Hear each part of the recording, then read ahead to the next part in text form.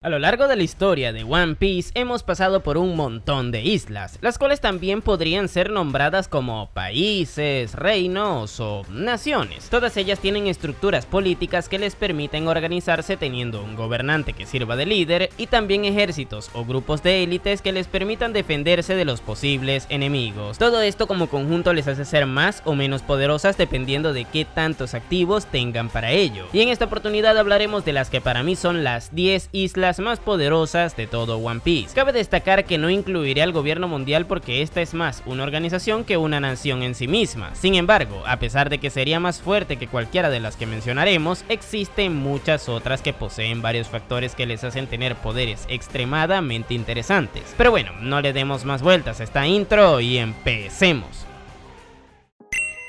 Bien, empecemos por la que de momento es la nación más longeva vista hasta ahora. Esa es Arabasta. El reino desértico tiene una historia que trasciende el milenio vacío, y esto hace que como país seguramente tenga un ejército y una infraestructura mucho mejor establecida que la de la mayoría de los reinos de One Piece. Recordemos que la misma fue capaz de aguantar una guerra civil durante su arco en donde lucharon contra un ejército rebelde que quería derrocar al rey Cobra, y a todos ellos hay que añadirles a los miembros de Baroque Works que intentaron trabajar como infiltrados saboteándolos. Claro, el detalle aquí es que el reino recibió ayuda tanto de un grupo de la marina liderado por Smoker y Tashiki, como también de los Mugiwara. Sin embargo, es de reconocer que Arabasta estuviera a la altura para defenderse a sí misma recibiendo este apoyo. Y por otro lado, una cosa que es bastante destacable de este reino es la información que poseen sus gobernantes acerca de todo el mundo de One Piece. Esto lo pudimos ver hace no mucho cuando el rey Cobra tuvo una audiencia con los miembros del Gorosei durante el Reverie. Ahí el mandatario les pidió explicaciones acerca del misterioso desaparecimiento de la antigua gobernante Nefertari Lily, y nos reveló que tanto ella como él y por supuesto también su hija llevan una D en su nombre. Esta fue una gran revelación en su momento, ya que todos sabemos la importancia que tiene esa letra por el secreto que esconde dentro de su mundo, y que Cobra supiera de esto al leer los escritos que se han pasado de generación en generación de gobernantes nos dan a entender que, así como este, existirán muchos otros textos que indiquen cosas que no sean muy cómodas para el gobierno mundial, razón por la cual el propio Imu decidió presenciarse a esa audiencia y asegurarse de que Cobra no saliera vivo del lugar. Ahora, ¿por qué me centro en todo esto? Pues porque también dentro de One Piece tener información es sinónimo de tener poder, y es por esta razón que considero que Arabasta históricamente ha sido uno de los países más poderosos e importantes de la historia de One Piece, cosa que seguramente se reflejará de mucha mejor manera en lo que nos resta de obra, ya que la misma parece que se inclinará bastante por la participación que tendrá Vivi de ahora en adelante.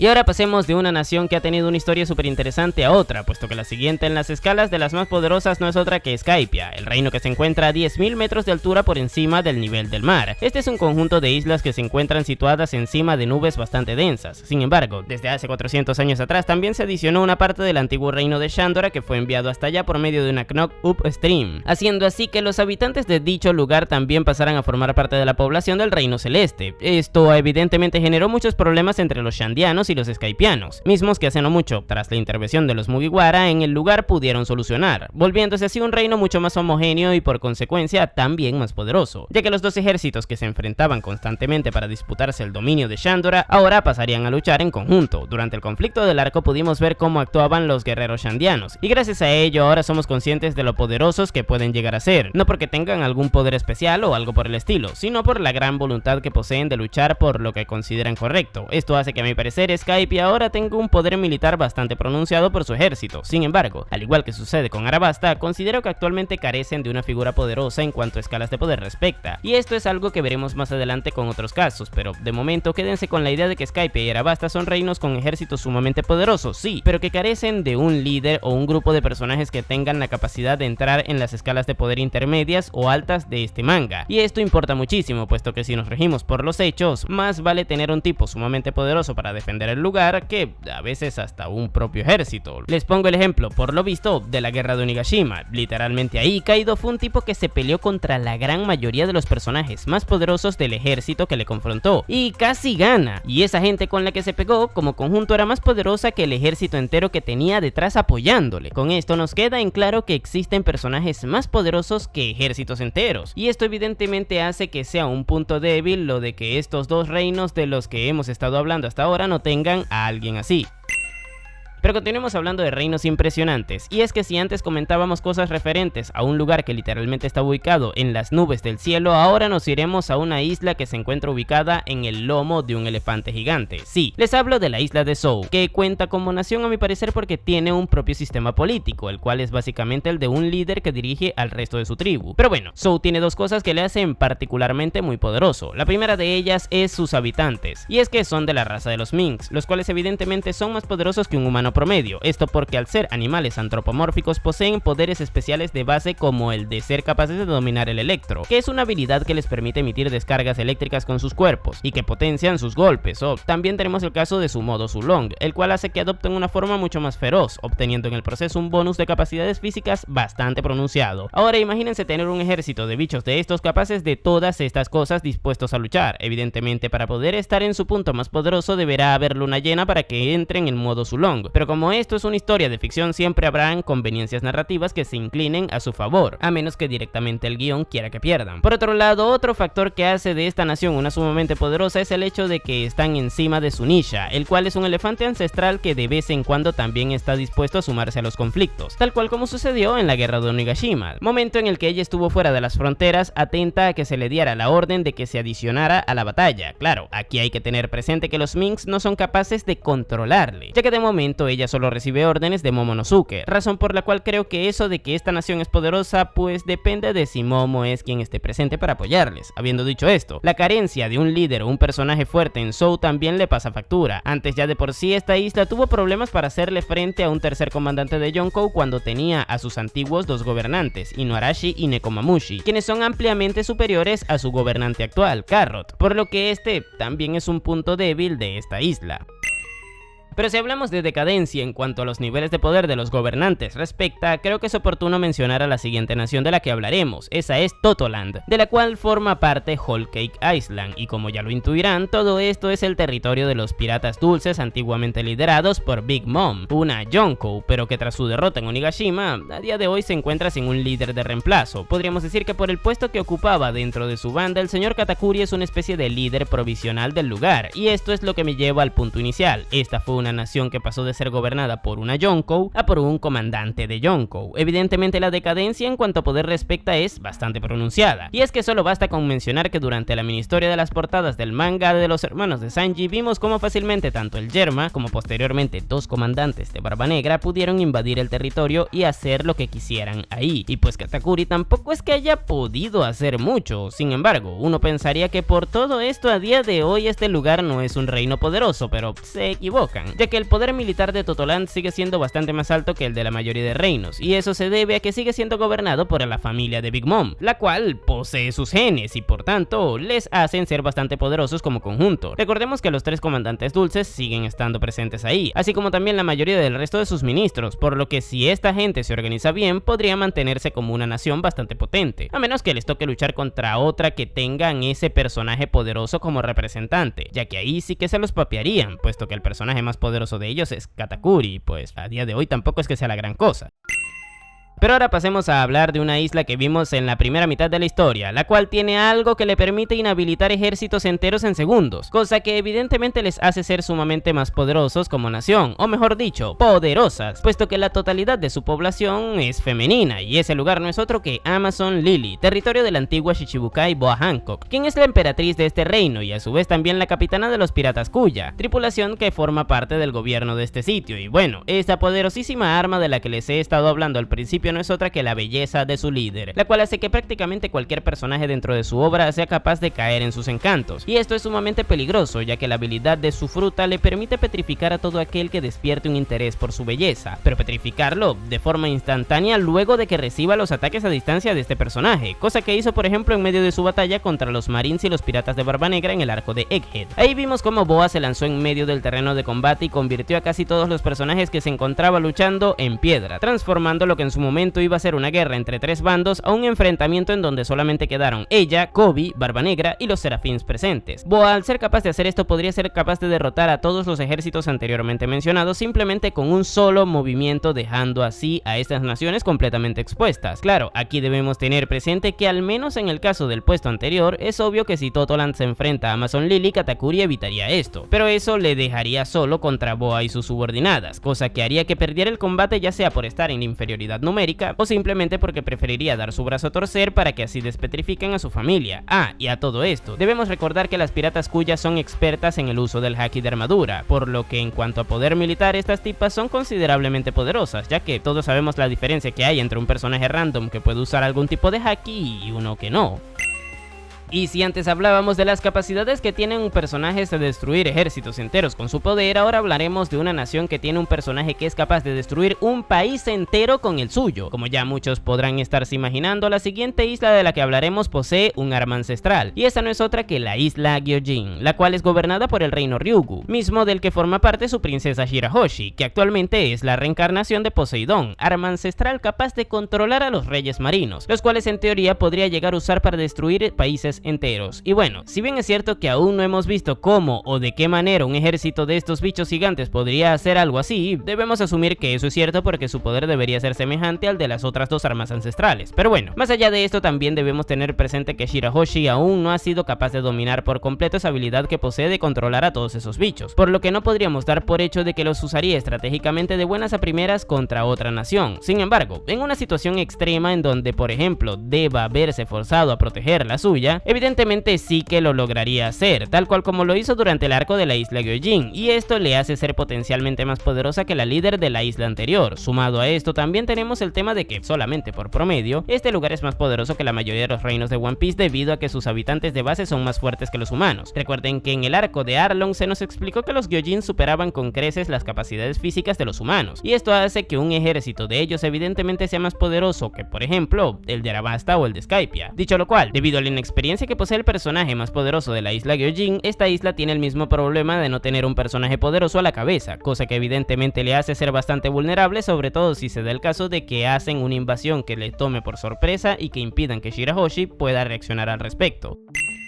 Y si antes hablábamos del sitio que alberga una de las tres armas ancestrales, ahora hablaremos de otro de ellos. Sí, les hablo del país de Wano, que posee en su interior el arma ancestral de Plutón, el antiguo buque de guerra que, al igual que Poseidón, también es capaz de destruir islas enteras. Ahora, la cosa con esta arma es que a día de hoy sigue sin ser descubierta. Quiero decir, todos saben que está ahí abajo de las murallas del país, pero nadie le ha sacado del lugar de momento, por lo que ni siquiera sabemos si continúa estando operativa. Pero bueno, de que está ahí, pues lo está, por lo que este país tiene un potencial militar casi tan grande como el de la isla Gyojin. La única diferencia entre ambos es que en el caso de los pescados ellos sí tienen la suya activa, pero bueno, más allá de esto, el país de Wano es históricamente conocido por la fortaleza de sus habitantes, tanto es así que la marina es muy precavida con las operaciones que involucren invadir este lugar, ya que al ser la tierra de donde provienen tanto Shimotsuki Ryuma como Kozuki Oden, dan por hecho que siempre habrán tipos igual de poderosos ahí metidos, cosa que no es tan así, pero bueno, más allá de esta vendida de humo que nos metieron con el supuesto poder militar que tiene el ejército de este país, lo que sí que es un hecho es que dentro existen personajes considerablemente fuertes actualmente, teniendo como daimios o gobernantes de regiones a personajes como Denjiro, Inuarashi o Nekomamushi, los cuales son tan poderosos como comandantes de Yonkou, y que tienen también a Momonosuke como shogun o líder del país, quien posee una de las katanas de su padre Oden y también los poderes de la fruta de Kaido, combinación que debería ser extremadamente poderosa, pero que por la inexperiencia en combate de su usuario de momento no es tampoco la gran cosa. Sin embargo, como Momo tiene la capacidad de comunicarse con su ninja, podríamos decir que lo que no tiene como combatiente individual lo cubre al tener un elefante gigante ancestral de guardaespaldas. Sumado a esto, Wano sí que posee un personaje que individualmente es tan poderoso como un ejército, y ese es Yamato, la hija de Kaido, la cual en su momento pudo luchar contra su padre durante un buen rato en la guerra de Onigashima, cosa que le llevó a demostrar su amplio dominio de haki del conquistador y de los poderes de su fruta. Gracias a ella, Wano actualmente es un país bastante más completo que todos los anteriormente mencionados, al menos en cuanto a escalas de poder respecta, razón por la cual Wano escaló hasta el puesto número 4 de las islas más poderosas. Y si antes hablábamos de una tierra con la que Oda nos fue metiendo hype desde Thriller Bark al mencionarnos que de ahí provenía Ryuma, ahora hablaremos de una que fue hypeada desde prácticamente el inicio de la obra, y esa no es otra que Elbaf, uno de los reinos actualmente considerados como los más poderosos de todos, esto principalmente porque el nivel promedio de poder de sus habitantes es sumamente alto. Recordemos que este lugar está habitado mayoritariamente por gigantes, los cuales de base son abismalmente más poderosos que un humano promedio debido a sus capacidades físicas. Vamos, que estamos hablando de que probablemente se necesitaría un ejército entero de humanos para luchar contra un grupo amplio de gigantes medianamente capaces de luchar. A esto también hay que adicionar que entre todos los integrantes de esta nación se encuentran no uno, sino dos tipos extremadamente poderosos capaces de luchar ellos solos contra ejércitos enteros. El primero de ellos es el príncipe Loki, de quien de momento sabemos que empuña un martillo capaz de invocar rayos que impactan desde el cielo a los sitios en donde golpea, así como que también tiene los poderes de una fruta legendaria atesorada durante generaciones por la familia real de Elbaf, y que encima requirió de que el mismísimo Shanks el pelirrojo tuviera que capturarle luego de que se escapara de la isla para que este regresara ahí. Vamos, que este tipo es extremadamente poderoso. Y por otro lado tenemos a Scooper Gavan, el tercero al mando de la antigua tripulación de Goldie Roger. De momento este tipo es el único sujeto capaz de poder hacerle daño irregenerable a los altos cargos del gobierno mundial. No tiene por qué ser el único personaje capaz en general, pero sí el único que hemos visto hasta ahora. Si a esto le sumamos que Gavan directamente podría luchar contra ejércitos enteros en su juventud y que se ha podido mantener medianamente en forma, todo esto nos indica que también es extremadamente poderoso. Al tener esta dupla en la cúspide del poder de este lugar acompañada del que debería ser el ejército más poderoso visto hasta ahora por las capacidades físicas de sus integrantes, no me cabe duda de que como nación es una de las más poderosas de todas. Pero, ¿qué podría ser más poderoso que un reino lleno de gigantes? Pues a mi parecer un reino enteramente dedicado al conflicto. Si bien es cierto que históricamente Elbaf fue una nación guerrera, a día de hoy sus habitantes son mucho más pacíficos, y eso les ha hecho indudablemente más débiles, razón por la cual una nación que se dedique enteramente al conflicto podría llegar a ganarles, al menos en una batalla entre ejércitos. Y es por esto que encuentro que la isla Kamabaka como nación es más poderosa que Elbaf. Sí, les estoy hablando de la isla de los Okamas, en donde fue enviado Sanji durante el salto temporal, y no estoy bromeando. Lo digo totalmente en serio y la razón es simple. Este es el territorio en donde actualmente está establecido el ejército revolucionario, una de las facciones más poderosas de One Piece. Esto por dos simples razones. La primera es que es un ejército enteramente dedicado al conflicto. Vamos, estos tipos son el equivalente de la marina pero en versión rebelde. Y es que más allá del hecho de que existan entre ellos un buen puñado de personajes capaces de alcanzar escalas de poder para nada despreciables en la actualidad, ellos como conjunto cuentan con una pieza fundamental que les hace ser aún más poderosos de lo que ya son. Esto lo mencioné en mi video de las escalas de poder del ejército revolucionario, pero lo repetiré aquí. Belo Betty es un personaje muy poderoso y peligroso, esto porque es capaz de aumentar el nivel de poder del ejército gracias a su fruta, la cual proporciona un bonus motivacional a todos a su alrededor, haciéndoles evidentemente más poderosos, y aunque esto suene un buff no tan atractivo, la realidad es que aplicarlo a gran escala es algo muy valioso, por lo que no me cabe duda de que entre que esta gente está enteramente dedicada al combate y que tienen a una tipa así entre los suyos, como ejército le podrían ganar al de Elbaf. Ahora bien, la otra razón por la que considero que esta facción es una de las más poderosas de One Piece es porque tienen de líder a Monkey D. Dragon y de segundo al mando a Sabo, dos tipos que prometen ser extremadamente poderosos. De momento los límites de la fuerza de ambos son un misterio, pero si la historia mantiene su progresión lógica deberíamos estar hablando de un tipo nivel rey pirata y otro nivel almirante de la marina, siendo esta una pareja lo suficientemente poderosa como para hacerle frente a casi cualquier nación y ganar.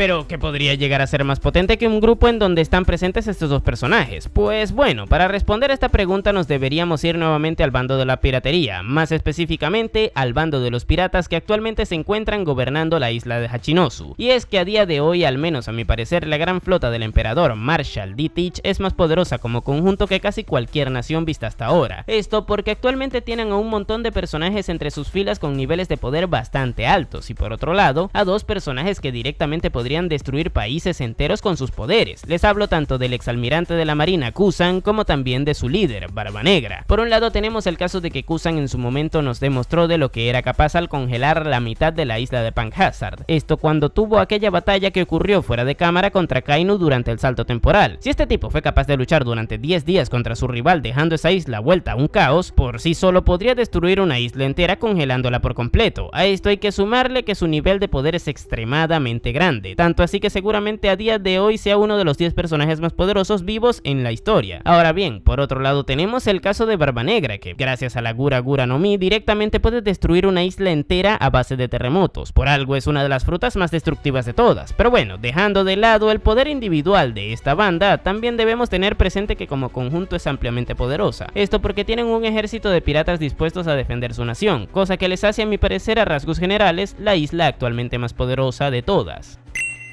Sin embargo, creo que es oportuno también mencionar a un comodín. Esto para nada se debe a que me acordé de esta isla cuando ya tenía el guión escrito. Sí, para nada sucedió eso. Les hablo de la isla Karai-Bari, sitio en donde actualmente está establecida la Cross Guild, organización comandada por el triunvirato de antiguos Shichibukais Baggy el Payaso, Sir Crocodile y Dracul Mihawk. Y verán, el poder de esta isla es bastante grande, esto porque como conjunto son un ejército de cazarrecompensas, por lo que débiles no son. Sin embargo, el verdadero potencial de esta nación radica en el poder que tiene Dracul Mihawk como uno de sus líderes. Como ya todos sabrán, este tipo es el espadachín más poderoso del mundo y por consecuencia uno de los personajes más poderosos de la actualidad. Sin embargo, el techo de su poder actualmente es un misterio, por lo que no podríamos deducir si individualmente sería más poderoso que un Monkey D. Dragon o que un Barba Negra, y es por esta razón que como dinámica les invito a que sean ustedes quienes ubiquen en dónde se situará esta isla dentro del top. Déjenmelo en los comentarios.